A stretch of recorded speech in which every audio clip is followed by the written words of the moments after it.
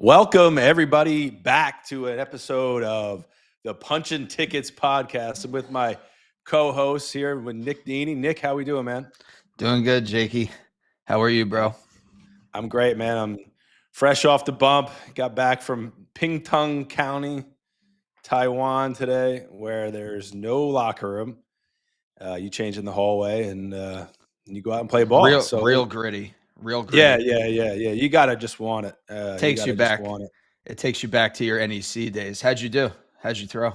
I was a good one. I got through six, one run, like 6 hits or a couple walks, which the walks just can't happen. Can't happen. You know what I love about that question that I ask Jake every time he pitches, how'd he do? And every time I ask him, there's like this confused sound in his voice where he knows how many hits he gave up. He knows how many walks he had. He knows how many punch outs he had. You know the whole slash. So just give me the slash. We went 6 innings, 1 run, 7 hits, 2 walks, 4 Ks. Well, you know what? I do that because I'm trying to process it in my head when you come off the mound at 2:00 and you're done and you're just scorched, your brain is like fried. Mush. It is mush. It is mush. But all right. Well, good day. Good day. It was a good day. Saving your pen. It. Good. Yeah, exactly. But so we want to talk on this episode about coaches and coaches in general, and this kind of came out of Nick and I just talking about some things. Obviously now Nick is transitioning more to the coaching aspect or the coaching scene in baseball, specifically the youth high school level, guys that he works with day in and day out. I have a little bit of experience back in 2015 and 16, 17. I coached a 12U team, ton of fun. But I think where we were going is, as players, we've been around a lot of coaches throughout our career. And I think what's most important for coaches listening in on this episode is to just really understand where we're coming from. Wouldn't you say, Nick? 100%. And I've kind of spoke on coaches before, and I get this sense that people get the feeling that I'm some soft dude who can't handle any kind of criticism, where that's not the case. The reality of the way the game is and the landscape of it is that you have to have relationships with people. And I think that goes across all levels. I think we're in a stage where players are a little less acceptable, they accept criticism well. I think a lot of times the criticism hits in a negative way and you ultimately get a worse version of the player because of that criticism. So it's not about what I believe or how I react to criticism. It's just what I am seeing with the game today. And you see it from the lowest levels of baseball to the highest level of baseball. You see managers that have had a track record and a past with tons of success that are not managing. And you see it across all sports, where I just think now as a coach, you need to resonate with the athlete. So yeah, definitely. I mean, and like you said, the game is obviously in a different place than it was 10, 15, 20 years ago and beyond that. And I think the most difficult thing that as a coach you have to deal with today is that these kids can just go on YouTube, Instagram, Twitter, and kind of find what they think is the right thing, what works for them or what they think may work for them. So not saying that the player has the right to do that, because I think that obviously young players need to be coached and they need to learn through the experiences. But you do have to deal with that on a daily basis. You have to deal with kids telling coaches that have been in the league or been doing things for decades, tell them, no, you're wrong. Like, I saw this on, X, or I saw this on Instagram. But I think the one thing that, and we're going to get into all levels, we're going to go from youth all the way to professional level. But I think, in my experience, the most important thing that any coach at any level, and this transcends all the way up, is just being able to instill like a sense of belief in your players. You know what I'm saying? 100%, especially a game predicated off failure.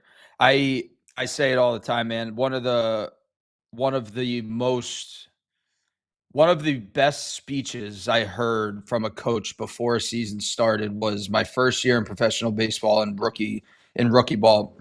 Justin Gamal, we're in Idaho Falls and we're having that first meeting of the year, and he gets up there and he's addressing the clubhouse, and I remember to this day him saying, like, I, as a coach, it was when I got into this thing, my first rule was to never forget how hard this game is. Wow. So yeah, and it was a super powerful message because it kind of allowed me specifically as a player, and I got to imagine that it hit most players the same.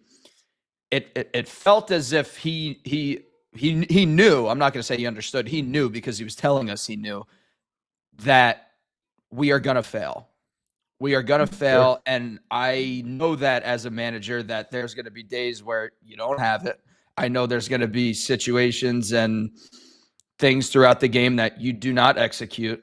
And essentially what that meant for me was you are not going to be reprimanded. Like those things that come along in a game and you fail in this game of failure, that's not what I'm looking for. And that's not going to be something that gets you in, the bad graces of me.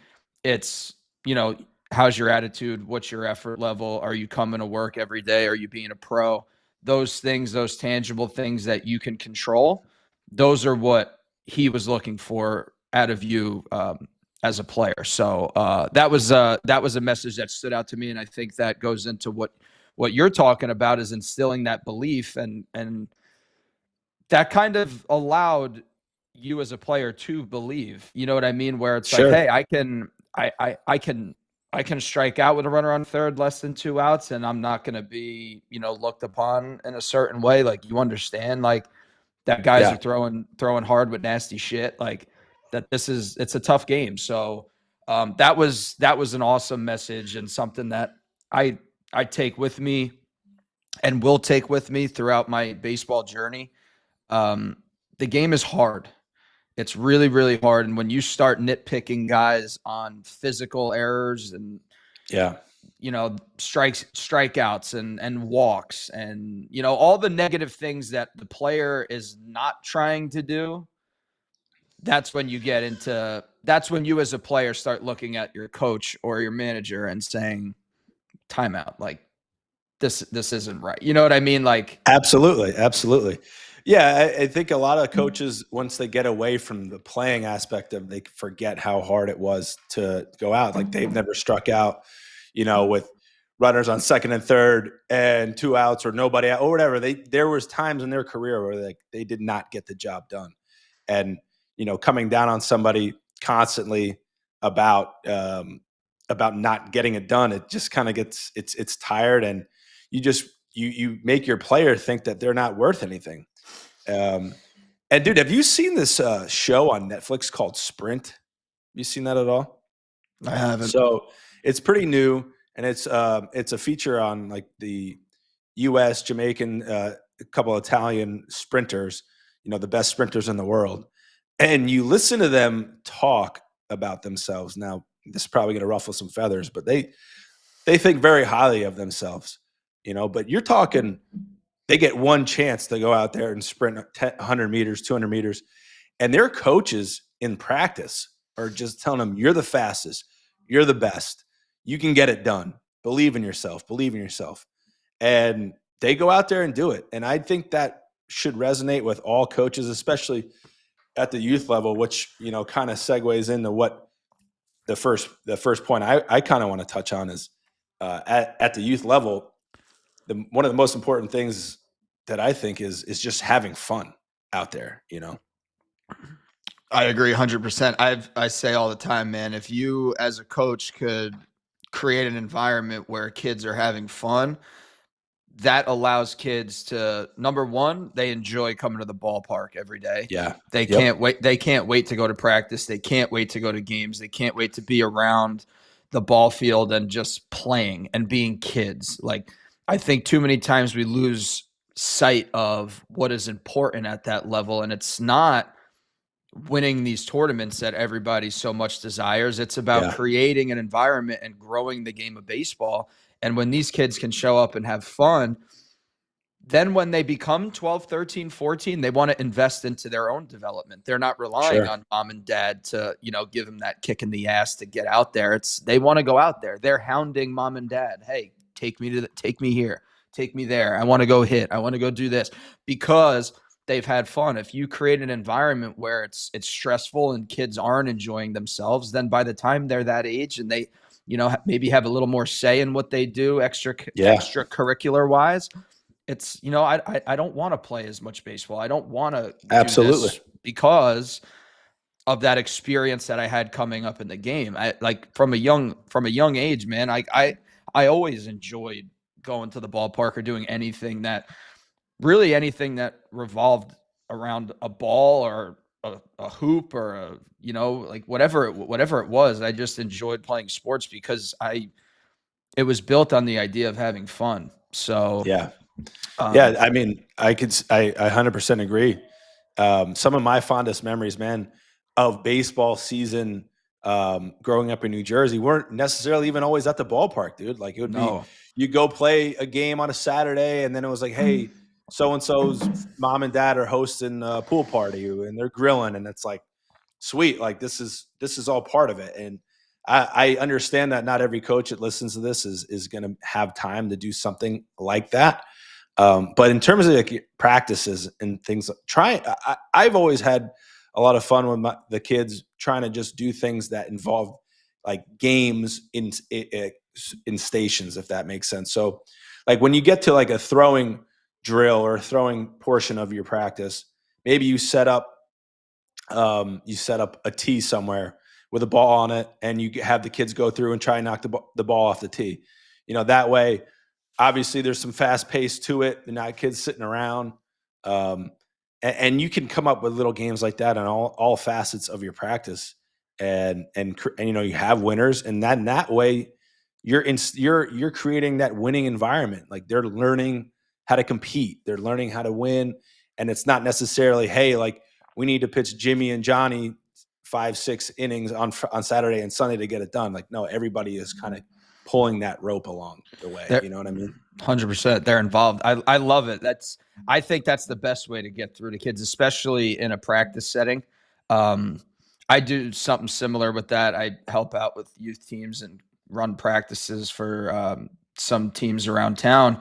And that's something that I do. And it starts in the throwing. When we're playing catch, we play a game.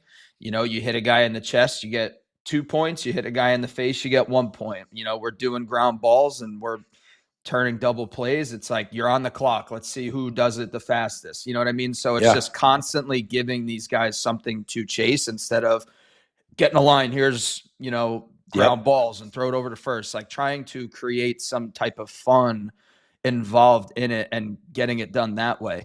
So I agree with everything you're saying. And it just comes down to having fun and creating a fun environment for the kids to make sure they enjoy it. And I wanted to kind of piggyback off something that you said too, because I think this is a huge point and something that really should stick.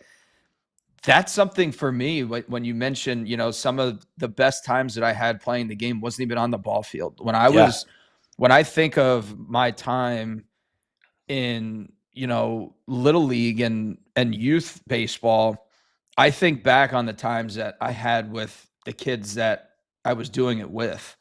It wasn't like, I don't really remember the games. I remember the stuff afterwards. Like I say all the time, man, like, we did a Cooperstown trip. We did a trip once to Florida. I couldn't tell you anything about the games. I really couldn't. But I could tell you, like, the stupid crap that we're doing as 12, 13-year-olds, like, where we're away from our parents, like, where we have this time, like, away from the Where Ding we're dong all ditch in under the the hallway same, of the yeah, hotel. ding dong ditch it, Oh, dude. yeah. I have a funny story. I don't know if I should get into it. So, Yeah, maybe on the next go around. On the next, dude, it's so on funny. the rated mature It's not even that bad, episode. dude. It's not even that bad. I'm gonna go ahead. So when we went, we took a trip with our travel team to Florida. You know Mikey Scarone too. I do. So Friend of the pod. friend of the pod. So me and there's 12, 13 of us, whatever it is, and we go out to a dinner. It's the whole team, and we're in Florida, and we're on a trip like at the marina. So the parents are inside, they're boozing, they're having a good time. The kids like go on out to the marina. So I don't know what happened, but like, long story short, me and Scarone ended up like taking a dump off the marina. And like we got like dared to do it, and like we did it, and the like parents found out, and me and Scarone actually got reprimanded to our rooms like on that trip. But like, it's stupid shit like that we look back on, and it's like being kids, you know what I mean? Yeah, And it's like exactly, I don't exactly. remember how many hits I got or how many innings I pitched or anything Yeah. like that. I remember the times with my friends where, I see Mike to this day, and we'll sit there and like BS about like that, you know what I mean? So it's like, Yeah. and those are the things that when you're 30 years old and you're done playing and you think about your time in the game, like you think about that. And I had talked to you about this, man, like even on the first episode that we did this, it's like, I miss the time that I spend with the guys in the clubhouse and creating memories. You know what I mean? Like there's good memories, there's bad memories of myself playing, but most of the good stuff that I think about is the relationships that I built, the lifelong friends that I created because of what baseball gave me and the opportunity baseball gave me. So when you're done playing, you're not going to remember the fact that you were, whether you had success, failures. I'm not sure. I'm definitive that everybody will experience both, but you're going to remember the relationships that you created along the way. Yeah. I mean, dude, that's powerful for real. That's real stuff. But I do want to kind of go back to the end of that story and how, you got caught. There is discipline that needs to be had, obviously at the youth level when we're coaching. And the thing, somebody listening to this is probably like, oh, you just said to have fun all day. Have fun all day. How am I going to discipline my kids if I'm having fun? Okay. So the thing that has worked out for me and the success I've had getting the kids to just kind of buy into what we're doing and right there and now is like physical conditioning when you mess up. And this is something that sticks in my head and forever. I still remember it to this day, very crystal clear. I was at a 10U practice getting ready we were going to a Cooperstown tournament that you alluded to, fun tournament. And we're going over rundowns. Okay. Coach, very simple instructions. When you catch the ball, take the ball out of your glove, have the ball in your hand, in your throwing hand, and run them down. Right. Never put the ball back in your glove unless you're going to, make the tag. Don't run with the ball, right? Run with the ball out in your throwing hand. So sure enough, I get up, catch my ball. What do? I start running with the ball in the glove. I don't take it out. And he's like, hey, what do we say? Ball out of the glove. Okay. Next time through, I do the same exact thing. I don't make an adjustment whatsoever. Sounds like a 10-year-old, right? He stops practice and he says, Jake, here's what I want you to do. You're going to take the ball out of your hand, you're going to take the ball out of your glove. And you're going to hold it up like you're running somebody down, and you're going to go run around the outfield until I tell you to come back. Let me tell you something right now. The first thing I do at 33 years old when I get in a rundown, and it doesn't happen often as a pitcher, but when it does, that damn ball is coming out of my glove, and I'm showing it because I'll never, ever forget that. And I just think that's an easy way to where you not have to scream and holler. It's like, you guys want to horse around? Go. We'll waste all practice. And actually, I think shout out to Nikki Cass on Instagram. If you guys haven't watched this stuff, it's outstanding. But it's one of his bits. He's like, we'll just run all day, dude. You want to pay attention? We'll just run. But anyway, No, but that's you said it. We had something like that in college where we were doing like situations like double cuts, and whenever we messed up, it was just like our head coach didn't say a word, just blew a whistle, and it's like, all right, go touch. If you're in the outfield, you're going like to touch the back wall behind home plate, and if you're on the infield, you're going to touch the center field wall, and that's it. And guys start messing up, and it's also a way that guys start holding each other accountable, because it's like Yes. you take the, okay, I'm not going to say a word, like we can't get this right. Like, okay, we're just going to run. We're going to Yeah. run. You don't want to lock in. You're going to lock in. This isn't important to you. It's going to become important to you when your teammates are pissed off at you because you can't Absolutely. execute something very, very simple. So, that's something that stands out to me. And I think that's a great way to do it. And like you said, it's a sticking point. Like you just alluded to, you're not 33 years old, you're taking the ball out of your glove in a rundown. You know what I mean? Yeah. And so I love it. I love it. And I think it's a practice that works. And I think it's a way that you Definitely. could do it to, I mean, kids will probably hate you, but they'll thank you for it in the long run. Well, yeah, I mean, if you're able to do it to where, the things that you are actually, when you're actually paying attention, you're locked in at practice, you're having fun. I think that just kind of weeds itself out. But like you said, I really think that the accountability factor within the team, it's like, hey, Nick, like, come on, dude. I don't want to run all day. Like, Yeah, lock it in. exactly. And that kind of takes care of that themselves. Yep. Yep. And that's just, that's our opinion on it. I think it's healthy. And I think it's a great way to really just be done with it quickly to get the kids back in line. Yeah. And I think it also gets everybody pulling in the same direction, right? Like Definitely. if your mistakes directly affect your teammates, you should feel a sense of responsibility towards that and wanting to be better, not for yourself, but for the other guys. And that's the interesting thing about baseball, right? Is like it's an individual sport in a team setting. So it's like those runners that you were alluding to, it's like you're the best runner. Like that mindset and the way that these coaches talk to them, it's great that they're the only person that gets affected. You know what I mean? So they have to Right. continuously pump that confidence into them, because it's like you're just competing for yourself, where baseball is unique in that way, where it is like there's individual components. I mean, the whole thing is really individualized, but like for the greater good of the team. But I think if you get everybody pulling in the same direction, you're going to see positive results on the field.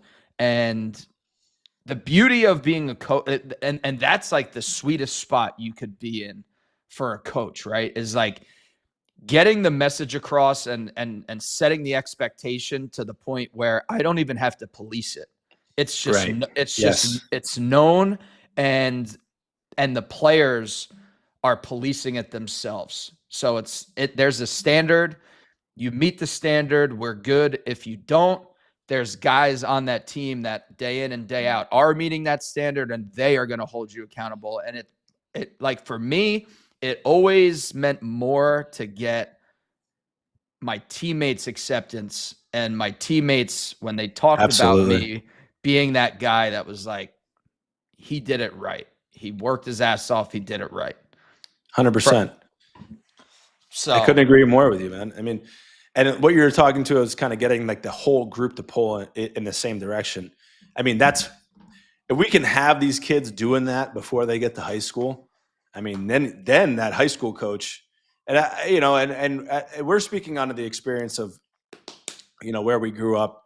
I would think that most places around the country are similar, where those kids that are playing in these club teams, little league teams with each other are usually going to end up going to the same high schools, kind of as a group. Maybe some are going to private school to where, but the point is when you're getting into high school and as a high school coach, if you have a group of guys that knows like what it means to play like as a collective unit, I mean, that's like clips your job off right there, because I think that's one of the more important things as a high school coach when you get these kids, and you're wearing, like for me, I'm wearing Red Bank Regional across my chest. what does that mean to play for that team? Like, what does this mean to play for that whole? And I think that's when you get into high school, that's when that really starts to kick in. And that sense of pride, that sense of, like unity is something that you really need to hammer on as a high school coach. Yeah. It's an honor to put on your school's colors and your school's jersey and represent your school. So I it's sticky because I think now the travel circuit has taken such a hold on a lot of things that I don't know if people view it that way, but like I helped out at a high school this year, and that was the message that we wanted to get across: is having respect for yourselves, your family, your teammates, your coaches, and your school. That everything that you did represented your school, and it represented us as a baseball team. But yeah, going back to the coaching side of it in high school, that's what you're trying to instill, right? You're trying to instill that, like, the camaraderie, that environment of, like, it's an honor to wear your uniform, and it is about the whole, and it is about winning games. It's not about, I mean, I always say, dude, if you're winning enough games, like, there's going to be guys on your team getting accolades along the way, right? Like, Definitely. if the winning takes care of, if winning is at the forefront, then those personal and individual accolades, they work themselves out, because you're not winning games without production from either guys on the mound or guys, offensively. So playing for a team and that aspect of it, I think brings out all the stuff that, like, kids seek, because there is that element of, hey, I want to go to college, right? I want to play college baseball. So there is that, like, level of stress, I would say, and worry about, am I handling my part of this? You know what I mean? And to further my career. So that's the battle that you have as a high school coach. Definitely. And I think as a high school coach, it's difficult because, these kids are playing elsewhere. They're playing club teams. They're playing winter ball, fall ball, summer ball. But I don't think that there's really, like, the main, like, piece of a high school season. There's no, like, scout teams going or club teams going, right? I don't think so anymore.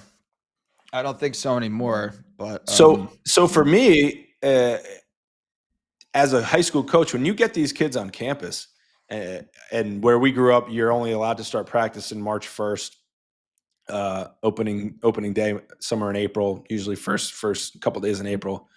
But you want to set that expectation, like, hey guys, like, I understand where everybody the majority of these guys want to go, and you do what you need to do. But when the time is when this thing opens up and it's time to practice and it's time to play, like, this is who you're playing for, and you set those expectations. And if kids don't meet them, then you do you make the hard decisions, then they don't play. And I think you get more people to kind of come along and buy in for that 3.5 month season, to where that is that high school season. Because maybe I can't speak to where the kids are at today, but I know that I took a ton of pride in trying to put RBR, in a state championship. We came up short, but that was something that I loved having the opportunity to go out and do. And I think if you're able to instill, like, that expectation from the day you walk on as a freshman till the day you walk out as a senior, I think you'll be able to get these guys all pulling the same rope. I feel the same exact way, dude. Like, I remember when I was in high school, it was like you worked all off season to prepare for high school season. And I had the feeling I had of getting ready to play a high school game was nothing close to what I felt like when I was playing summer ball. Like, summer ball was just, all right, it is what it is. Like, I'm going to go play. I'm going to go and try my best. But, like, high school, there was this, like, like real feeling to like want to win. Where in the summer it was more like, hey, like take care of my business. Like I don't really know Yeah. these guys. Like we're gonna play a tournament style season where it's like, okay, you win a tournament, great. But like high school, I was like, I was trying to get everyone to pull in that same direction of like, yes, like that's all that mattered was trying to win a state championship. And I remember that vividly. And that's kind of, what we tried to instill in our guys this year was like, this is what you should be preparing for. And then, Right. everything after that, you do what you got to do. I don't think it is that way anymore. I think a lot of people take more pride in the summer circuit of their season, Yeah. but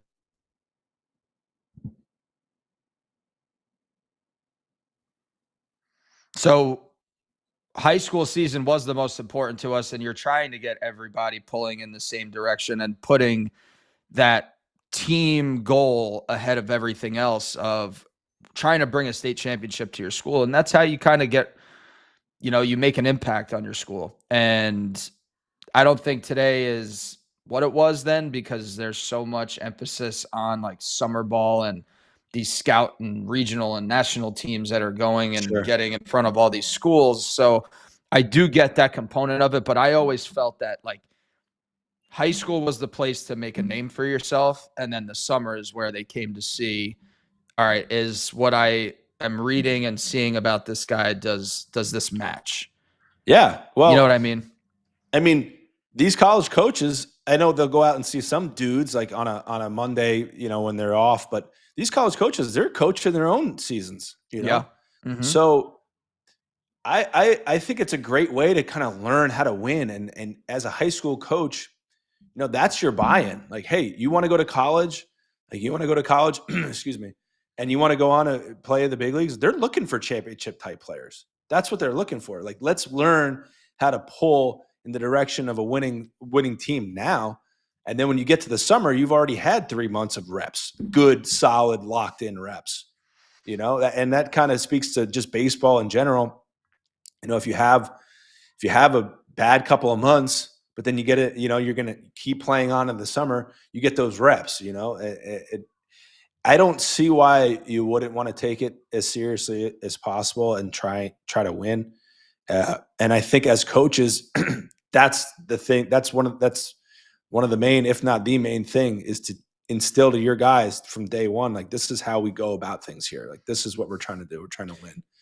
Yeah. And I'm not, I don't want to insinuate that kids don't want to win or they're not taking it seriously. I just think like when you like that pecking order, you know what I mean? Where we Yeah. said like, hey, high school was the most important thing, where I just don't know if like kids are viewing high school season as of putting it at the same level of importance as the summer circuit because of, like you said, there's all, I'm going here and there's going to be these coaches there. But like, there is probably like a circle back period, right? Because it's like, in my opinion, it kind of is all the same thing where it's like, hey, they say you have a bad high school season and you go to a tournament and maybe a coach likes what he sees and he looks back and it's like, this guy hit 220 as a junior in high school season. Like, so what I see, I like, but did I catch him on a good day? Like,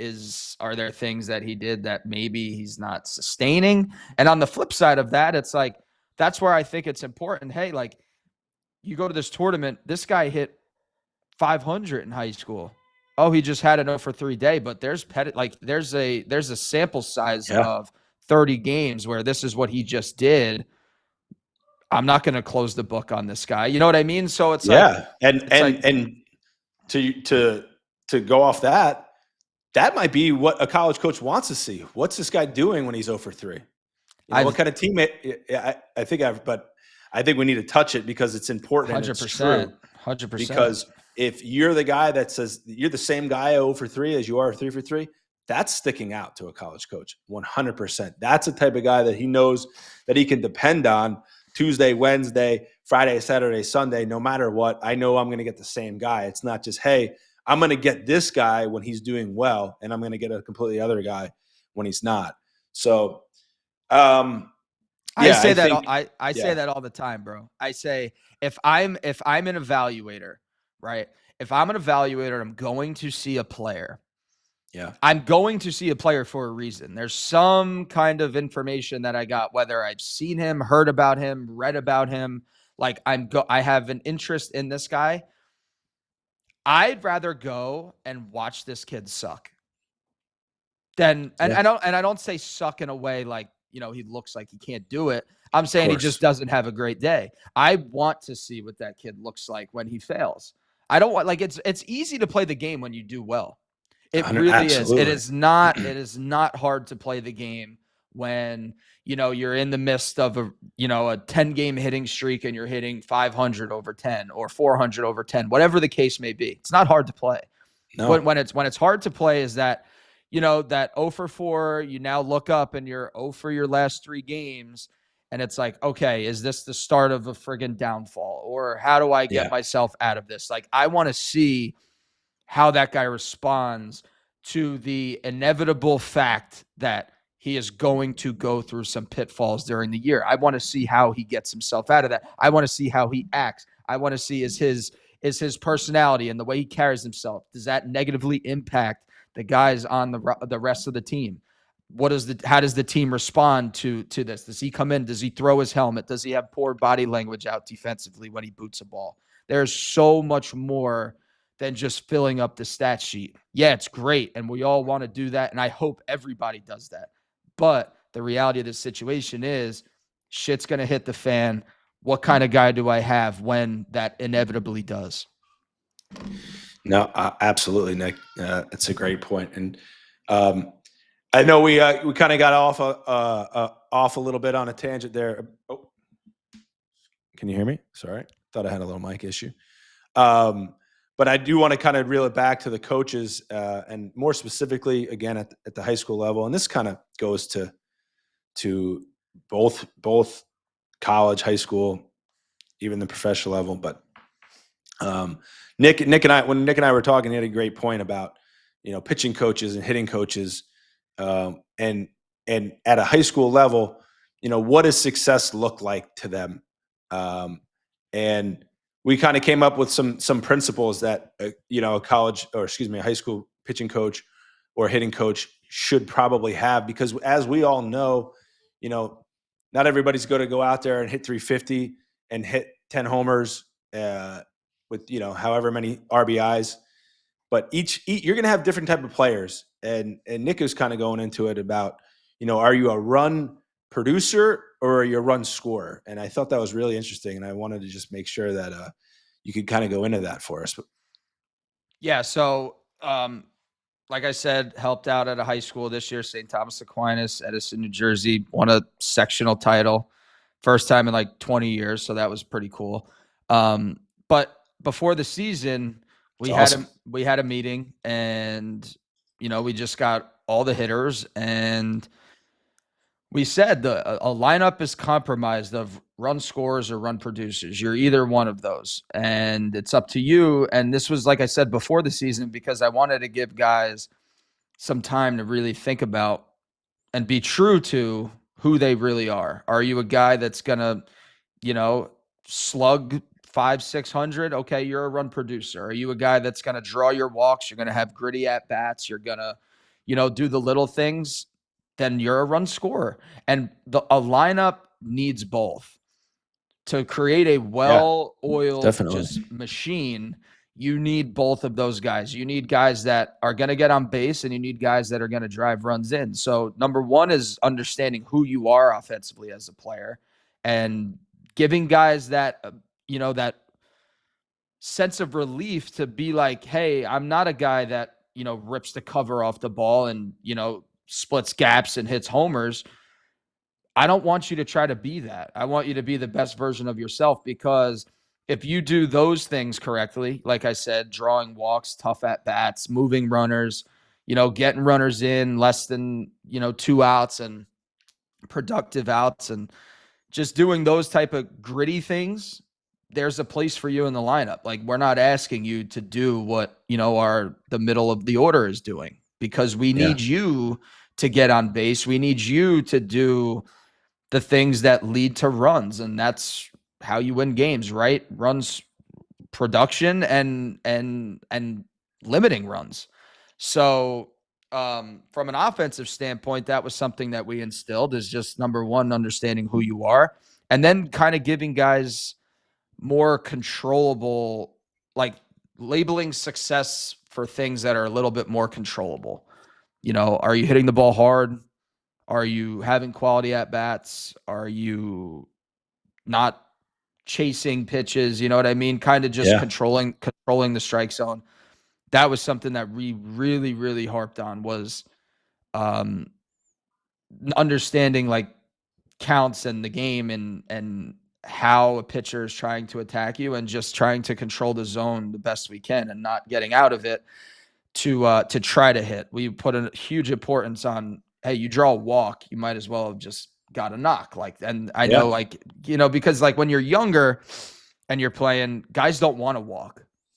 And then as you No. get as you get older, you realize walks are awesome. Well, Walks are yeah, awesome. they're very good for you. We hate them. Yeah, pitchers, you hate them. Those, Yeah. because why? Those usually lead to runs. I walked a leadoff guy today in the 5th, and he ended up scoring with 2 outs on a single to left. So yes, It's very hard to the big inning is not compromised of hit, hit, hit, hit, hit, hit, hit. absolutely. There's some help along the way, whether that's walks, hit by pitches, errors, free bases. Right. Those that's when you get beat on the mound, right? It's not Yeah. those things. So yeah, we tried to really implement from an offensive standpoint of like Yeah. controlling the strike zone. Well, and that kind of leads it right into the pitching side of it. And I think, especially at the high school level, you probably have a couple of dogs, maybe 1 or 2 guys that's going to make your start. That's going to start pretty much almost every game. Maybe a third guy if you're getting a tournament, and then there's you have your relievers, and not everybody is going to pitch, and not in the end of the game, and not everybody's going to close. And if you're a high school coach and you're keeping track of things like race to 2 strikes, what is race to 2 strikes? And it's something very important that I've learned with the Angels. They had this, and basically what it means is, how quickly are you getting to 2 strikes before you get to 2 balls? Okay, so how quickly are you getting ahead in the count? What's that percentage look like? And usually that leads to good things, right? If you're ahead in the count 0-2, 1-2 more often than not, you have a chance to get punch outs, strikeouts. You have a chance for weak contact. The odds for good things to happen on the mound are when you're getting ahead of hitters. And there's a lot more to it than just that, but that's just one thing that really that stands out. That's something that we can control on the mound. And if you have a kid that's upset to where I'm not pitching enough and I'm not getting the opportunities, you have that right there. And you could say, hey, like, you're not getting the ball because you're not doing this. This is something as a pitching staff that it's part of our identity. This is who we are. And you're not getting it done. I need you to do this more. And that's just a real honest feedback, to where you can't just be like, well, I just don't really like where you're at. No. Like, this is just factual data that's going to show you. And that's it. Like, if you're able to accomplish this, you're going to get the ball more often. I will make opportunity for you. But until that happens, that's just not what we're going to do. And I think as a coach, that's an easy way to keep your kids like trusting in you that, hey, like, this guy's just not pitching this guy because, he likes him, or maybe his dad's giving him lessons on the side. You're just not getting it done. And that's part of this game, like, is learning how to be honest with yourself and like who you are and what you're doing well and what you're not, and being able to make those adjustments is huge. That's a great point, and I just kind of want to get into that a little bit more. And that's why having that tangible evidence to give to a kid is massive, because number one, it shows that you care, right? Yeah. It's like, you're not just like coming up with these thoughts like on your drive home. It's like, no, we're charting this stuff. Like, all this stuff is being, assessed on a day-to-day basis. And at the end, it's like, hey, he comes in to see me. Hey, how do I, why am I not playing? Okay, well, here. So now how do I get into the game? Show me this. show me this. So like when you get opportunities, whether it's in a practice setting or maybe in a role that you're not happy with, and we want to save the arms that are winning the race to 2 strikes. Yeah. You get into a game, you start building that trust in the coaching staff. And it goes both ways, right? Because the player, like you said, they stay engaged because you've given them something to work towards. You're not just giving them the runaround and it's like, okay, there's really no place for me to go. I'm just kind of buried here on the bench. It's like, no, you take care of this. Opportunities are going to present themselves because from a philosophical standpoint, this is what we believe in. And if you do this, we believe you're going to have success. So you start winning the race to 2 strikes, that's going to get you more opportunities to play. Because I could tell you as a hitter, you hate hitting with 2 strikes. And I don't want to say you hate hitting with 2 strikes, but you're definitely not as comfortable hitting with 2 strikes as you are hitting with, 2 balls and no strikes. So that's the importance, because when you look at the numbers and you look at the data on it, the slug, the average, every single offensive metric that matters is drastically higher when the count is in the hitter's favor as opposed to the pitcher's favor. Definitely. And that's a principle that stretches across all levels. So it's very important to be able to have that objective data to look at and be able to provide that to your player. And kind of going off of that, as we move on to the college level, development and winning, really. Obviously, as everybody knows that's a fan of baseball, that watches college baseball, knows now that winning is the most important. As a coach, you see these guys that are winning, they're moving in jobs to get bigger paydays. Obviously, winning's huge, but the development factor is also another thing that you would say, hey, I'm pretty sure every college is doing a good job developing. And I think now more so than when we were playing, that was a big thing. But we, as a college coach, that needs to be something at the forefront, because you're getting guys that want to get to be drafted, to go on and play in the big leagues. And, we're not going to sugarcoat it. You got to be able to be, bigger, stronger, faster to get to that next level, to just get in that door. And, that's something that as a college coach needs to be at the forefront of your mind now more than ever. So I think that's just a big important thing. And what is development? And the way I see development is making your guys more athletic, bigger, faster, stronger, being able to be out on the field and just be better players than everybody else. You know what I'm saying? I agree.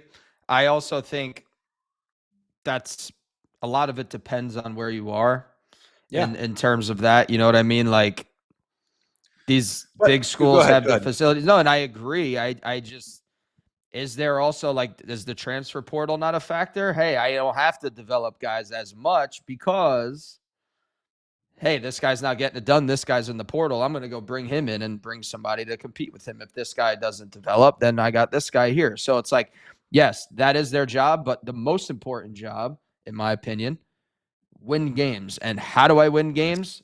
Whatever the hell it takes. Whether that's I got to go find guys in the portal, whether I have to, develop this guy. But it's just like the NCAA has gotten into a little it's gotten a little mucky, in my opinion. You just see guys that are kind of bouncing all over the place as far as, and it's tough as a coach too, right? Because if this guy's not progressing at a rate where I think he should be, and he's not developing, and that kid's like sitting on the bench and he's not playing for me, and he doesn't see the vision or he doesn't realize why, like that kid's like looking to go elsewhere. You know what I mean? It's like there's so much layers to what's going on in college baseball. So it's that's a good point. I guess that is a lot different from where we were with the transfer portal, and it's definitely a big challenge. Where you see these guys every year that are going to be able to move to wherever they want to go. So then, if you're a mid-major, if you're a lower tier school, what is your goal then as a coach, you know? Because obviously you want, as a coach, you want to move on, you want to get up to the mid-major, you know, to the maybe the Power 5. That's your goal as a coach. So then what is it that you're doing so you didn't, it's just about winning, correct?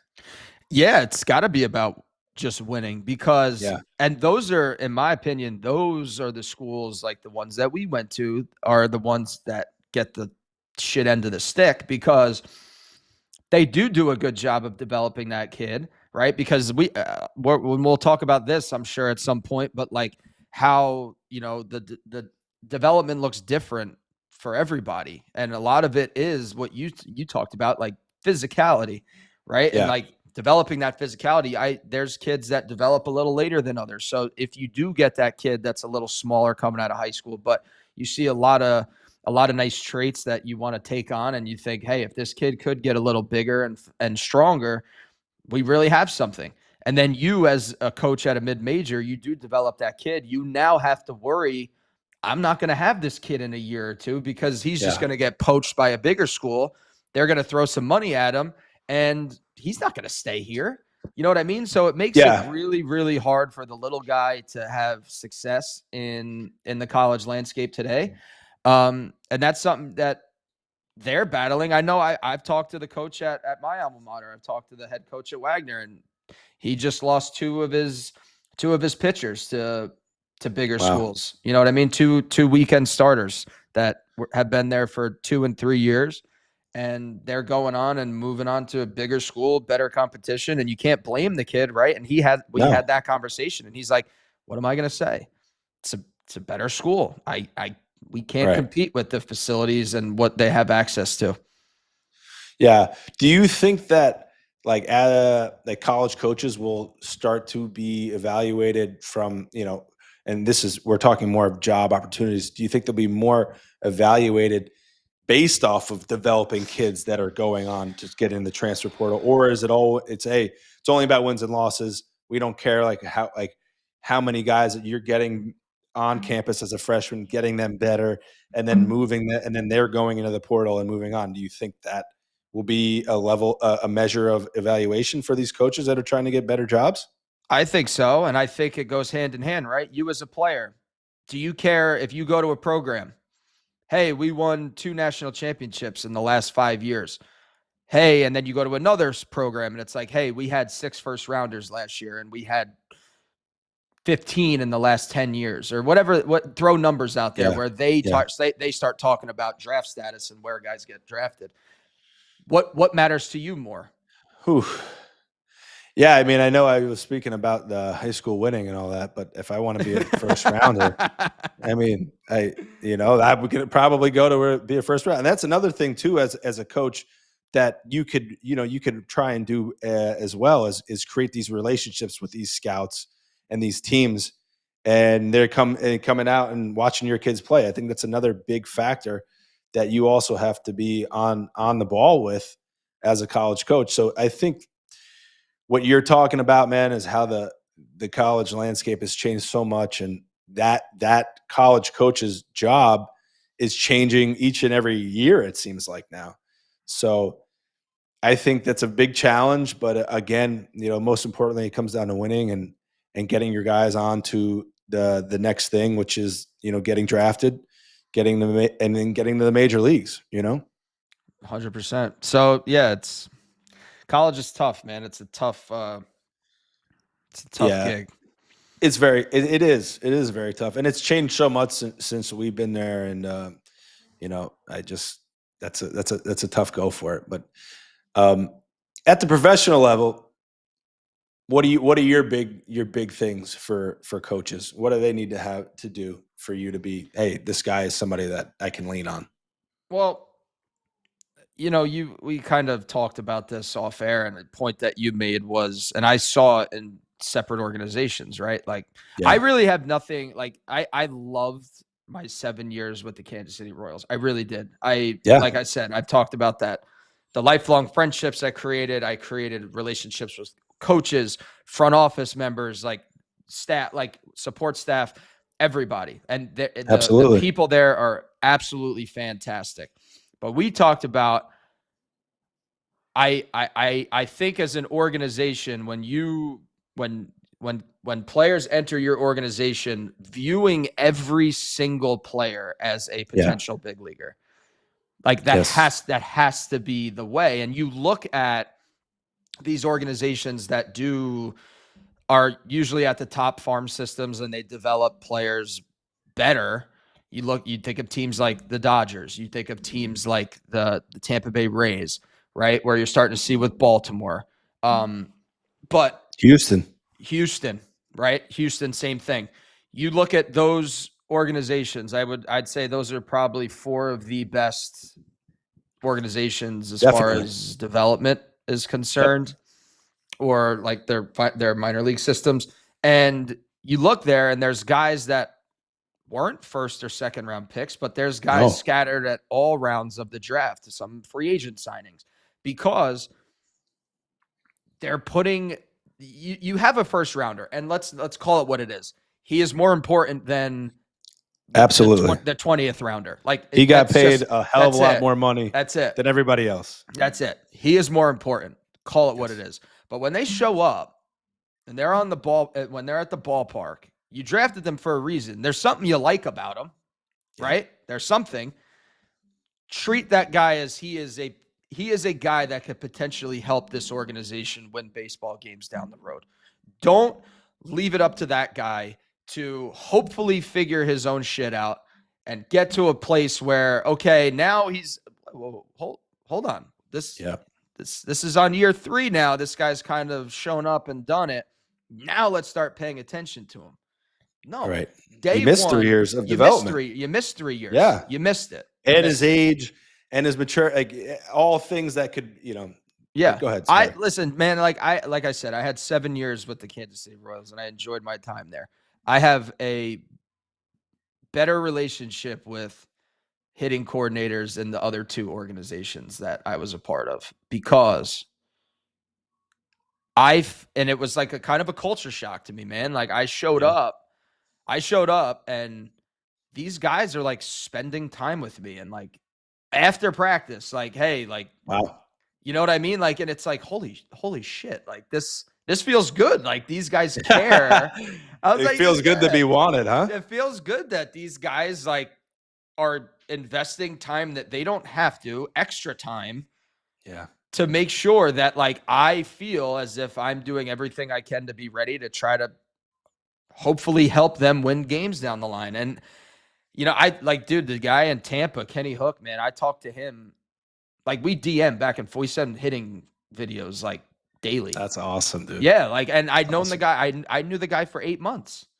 You know what I mean? But like he was in the weeds with me when I was going through it, and he was like like a lot of the reason why I had, a lot of success at times last year. But like, I always felt like that guy would do anything for me. And he didn't give a shit that I was a 30-year-old free agent signing that had 60 days in the big leagues. He looked at me like he looked at the 22-year-old number 1 prospect. That's special, like, dude. It is. And that's like, I say it all the time. I got to experience the Tampa Bay Rays organization. And the one thing that I said all the time when people ask me about, all the organizations I played for, and I say, what stands out about Tampa is I now know why these guys with the payroll that they have are who they are year in and year out. It is so obvious why they have continued success with the limited resources that they have at their disposal, because they care about everybody, dude. They don't give a shit about your round and stuff. Like, yes, that is going to give you a leg up on some people, depending, like if you're drafted earlier and the more money you get. But at the end of the day, if you're not cutting it, and that guy who we gave $1,000 to that's the guy that's progressing through here. They don't. Right. Well, the only thing that money guarantees that player, that first rounder, guys that sign for more money. The only thing that, I think it just guarantees you maybe another year or 2 of where we're going to get more looks at you. We're going to give you more looks. Okay. But like you said, when that guy who didn't sign for much and he's coming along and we need a guy at the big league level and he's going good, that's where they're going to go. And that's why I think, as the Rays, and I didn't play for them, but when you look at like over the course of a 162 game season, okay, and especially now with what's going on in the game in terms of injuries, it's not if, it's when. So how many major league ready players can we have in order to be successful? Because I know that the guys that I come into spring training with, those 60 guys that I invite to spring training, and they come in, I'm going to have to pluck from another pool because not all these dudes are going to stay healthy. It's just the way it is. And as a coach, man, like being able to treat like we said, and that actually came from a guy that I got to share the field with at AAA, and he was with the Astros at one point, and we got to talking and just like how did you guys produce so many major leaguers? Because I want to say they produced the most major leaguers from I think it was like 2015 to 2020. I want to say I don't know that as a fact, but and he said one of the coaches told me that when they came into spring training, and it's exactly what you said, Nick. We're going to treat every single guy that comes in here as a potential major leaguer. So as a coach, you are now going to each and every single guy with almost like a blank canvas, so to speak, to where you're like, hey, like they're telling me that any of you guys could go up there. So I'm gonna go out and I'm gonna give my all to everybody. Whereas as a coach, when you're being evaluated by front office, right? And some of these teams that just, hey, I want our first rounder, I want our second, I want our guys that we gave money to get to the big leagues. I want this guy to get to the big leagues just because I believe in him. This is coming from the top. So your coaches, they want to stick around, right? They want to stick around. They want to keep having jobs. So what are they going to do? They're going to go and they're going to put all their time and effort into that one or two players, whoever it is that they have at their level, to try and get them up. And then the rest of the guys, they hey, oh shoot, this guy's doing great, and that's awesome for him. But why not we look at this, as a whole? Like, how many of these guys can we get up here and be ready to come help our ball club win games? Because at the end of the day, that's what it's all about. You said it, kid. And it's no surprise why those organizations continue to have success. Definitely. Because they utilize all 120, whatever the number is, players, assets that they have, and try to get the most out of everybody. It's not Right. just, major league rosters. Yeah, a lot of it is compromised of, first round picks or international signings that make a lot of money. But you want to have, like, there's even. Yeah. So, and with these organizations that do have, success year in and year out, you see that a major league season is a war of attrition, man. It's like there's guys that go down all the time, and you need major league ready players to come and fill those roles. That Yes. guys that can come in and close the gap as much as possible to the production or whatever role type player that you just lost. You want somebody that can kind of as close to that as possible. So you need Sure. guys in your minor league system that are ready to step in a moment's notice and produce right away. So Right. yeah, man, it's Well, and not to mention injuries at AAA, AA, single A, trickle on down. You Mhm. need as many guys, as close to major league ready as possible. And that only happens by treating them all as potential major leaguers. And then, I just wanted to wrap up on as a coach at the professional level.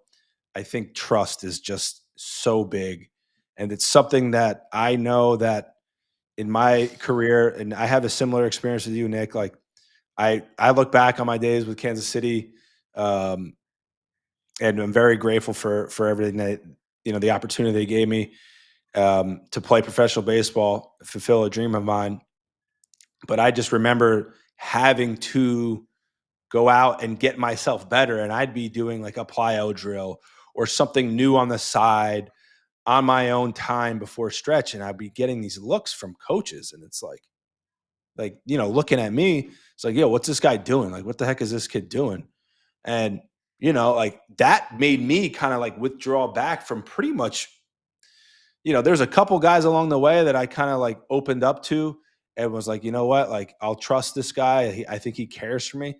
But at face value, man, it was really hard to try and like lean on my coaches to try and like, whether or not they were teaching me or not, because it was like, I don't really think that you guys are worried about where I want to go. And, maybe in that org, that's just the way it was, that, a 32nd rounder, we're not going to give him much, and that's okay.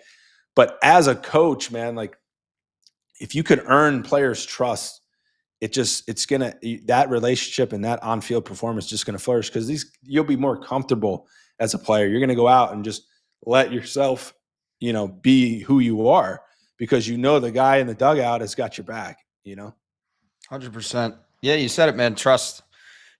Getting, and a big word you said there too is comfortable. Comfortable. Yeah, if a player feels that sense of comfort, it just allows the natural ability to come out. When you're kind of tense and you're not comfortable, you're worried about outside perspective and you're worried about the wrong things, that's going to limit your ability to reach the ceiling that you have. So, yeah, man, it's no. Well, as a coach, that's what we want to do, right? We want to get everybody to their best version of themselves, wouldn't you say? That should be the reason. But you also got to remember, there's nobody, and I know this is a coach's segment, but for players that are out there listening, nobody is going to care about your career more than yourself. So you do whatever the hell it is that you think you need to do to get yourself where you want to go, because you know what you need, and nobody's going to care like you do. Well, yeah, and I've had some of my favorite coaches of all ever. Their first thing would be like, you are your best coach. You know what I mean? So you need to be going out there and understanding like what it is that you do well, what it is that I need to do to get better. And as a coach, it's my job to encourage you to do that. But at the same time, like I can't bring you out to the field every day, or I can't get you here early on practice. You're going to need to go out and do that extra stuff on your own, because you need to get to where you want to go. I can't do it for you. And that whole culmination is really what we wanted to get out there today. And we hope you all really enjoyed listening in. It's a ton of fun to talk with my best friend here, Nick, about the game we love so much, and a game that, has given us a lot. And we look forward to giving back more. So thanks again for tuning in, Nick. Thanks for joining, man. We'll be putting out another one here soon. We're going to actually have our first guest on here very soon. We won't announce it just yet. Trying to keep you waiting, but we're super excited to have him on and talk shop with us. And Nick, thanks again, man. Let's get to it soon. Sounds good, Jiggy. I'll talk to you. All right, man. All right. Take care.